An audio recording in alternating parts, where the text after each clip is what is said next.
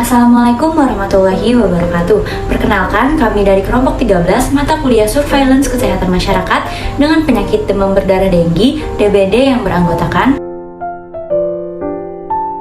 Pada video kali ini, kami akan menjelaskan terkait dengan 1. Pengertian penyakit DBD, 2. Pengaruh lingkungan pada penyakit DBD, 3. Tujuan surveillance, 4. Langkah-langkah surveillance yang terdiri dari pengamatan, pengumpulan data, analisis kasus penyakit DBD, dan diseminasi hasil kegiatan, 5. Jenis surveillance yang digunakan, 6. Pencegahan dan pengobatan DBD. Langsung saja kita simak videonya yuk.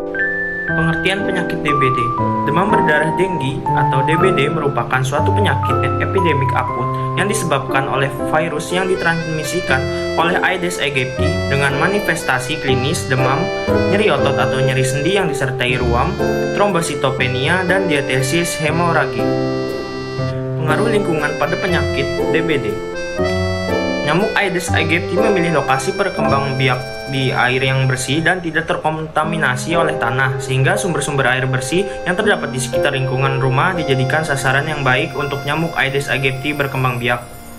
Lingkungan rumah dijadikan sasaran yang baik karena sarana air bersih yang tidak memenuhi persyaratan beresiko menjadi tempat berkembang biaknya vektor pembawa penyakit. Di dalam penelitian ini, nyamuk khususnya Aedes aegypti yang pada dasarnya hanya bisa berkembang biak di air yang bersih, sehingga sarana air bersih yang kurang diperhatikan oleh pemilik menjadi sasaran untuk berkembang biak yang sangat baik oleh nyamuk.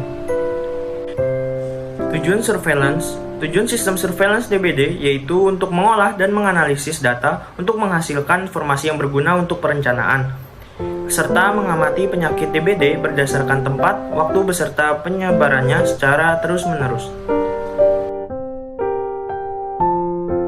Pengamatan penyakit DBD merupakan kegiatan pencatatan jumlah kasus DBD dan kasus tersangka DBD menurut waktu dan tempat kejadian yang dilaksanakan secara teratur dan menyebarkan informasinya sesuai kebutuhan program pemberantasan penyakit DBD. Sejak tahun 1968 hingga tahun 2009, World Health Organization (WHO) mencatat bahwa negara Indonesia sebagai kasus DBD tertinggi di Asia Tenggara. Penyakit demam berdarah denggi pertama kali ditemukan di Indonesia yaitu di kota Surabaya sejak tahun 1968, di mana 58 orang yang terinfeksi dan 24 orang diantaranya meninggal dunia. Angka kematiannya yaitu 41,3%. Terdapat 3 faktor penyebab dari demam berdarah denggi, yaitu 1. Faktor agen, nyamuk Aedes aegypti, 2. Faktor host, manusia, terdiri dari umur, jenis kelamin, pekerjaan atau mobilitas, pengetahuan, sikap, serta perilaku, 3. Faktor environment atau lingkungan yang terdiri dari keberadaan penampungan air dan kepadatan hunian. Pengumpulan data pada tahapan surveillance dapat dilakukan dengan 2 cara, yaitu pengumpulan data secara aktif dan pasif.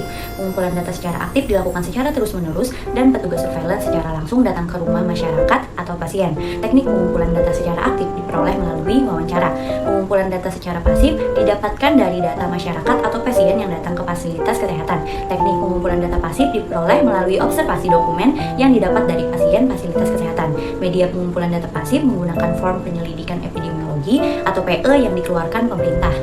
Analisis data surveillance epidemiologi merupakan kegiatan pengumpulan, pengolahan, analisa, dan interpretasi data sehingga dapat menjadi informasi yang dapat digunakan sebagai umpan balik ke unit layanan advokasi dalam rangka intervensi yang bertujuan untuk menjelaskan suatu data agar lebih mudah dipahami dan dibuat sebuah kesimpulan. Analisis data biasanya disajikan dalam bentuk tabel, grafik, dan diagram.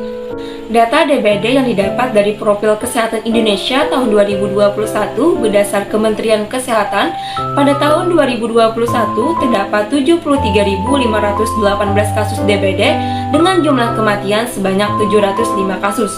Kasus maupun kematian akibat DBD mengalami penurunan dibandingkan tahun 2020, yaitu sebesar 108.303 kasus dengan kematian 747.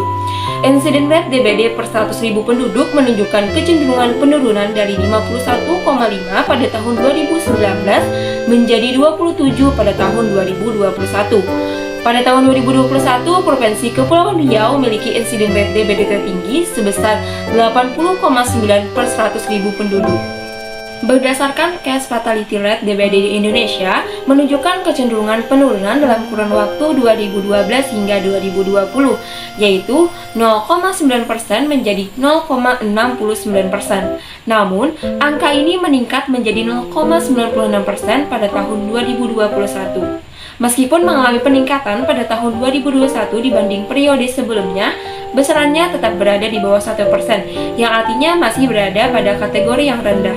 Diseminasi informasi adalah kegiatan penyebarluasan informasi kepada orang-orang yang berkepentingan untuk pencegahan dan pengendalian suatu penyakit. Laporan diseminasi biasanya disebarkan melalui media cetak, elektronik, dan media internet.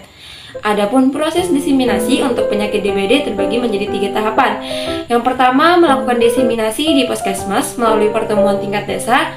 Yang kedua, melakukan diseminasi di Dinas Kesehatan Kabupaten atau Kota melalui penerbitan buletin epidemiologi secara berkala. Dan yang ketiga, melakukan diseminasi di Dinas Kesehatan Provinsi melalui pertemuan lintas program yang mana melibatkan petugas Dinas Kabupaten atau Kota melalui buletin.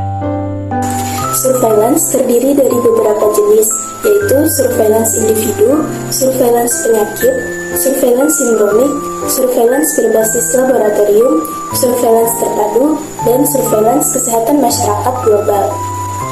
Surveillance juga dapat dilakukan dengan surveillance pasif dan aktif. Pada penyakit DBD, jenis surveillance yang digunakan yaitu surveillance pasif, aktif, terpadu, dan kesehatan masyarakat global. Pencegahan DBD dapat dilakukan dengan pemberantasan sarang nyamuk atau PSN 3M+. 3M artinya menguras atau membersihkan tempat penampungan air untuk membuang telur nyamuk yang menempel. Kedua, menutup rapat tempat penampungan air yang berpotensi menjadi sarang nyamuk. Ketiga, mengubur barang bekas yang memungkinkan menjadi tempat genangan air. Plus artinya upaya pencegahan tambahan seperti menggunakan larvasida, memelihara ikan, dan mencegah gigitan nyamuk. Pengobatan DBD dapat dilakukan dengan 2 cara, yaitu secara non-farmakologi dan farmakologi. Pengobatan DBD secara non-farmakologi dapat memanfaatkan jambu biji. Jus buah jambu biji dapat berpotensi meningkatkan jumlah trombosit pada orang yang terkena DBD. Sedangkan pengobatan DBD secara farmakologi dapat memanfaatkan golongan obat kortikosteroid dan diuretik. Golongan obat kortikosteroid digunakan untuk orang yang mengalami shock.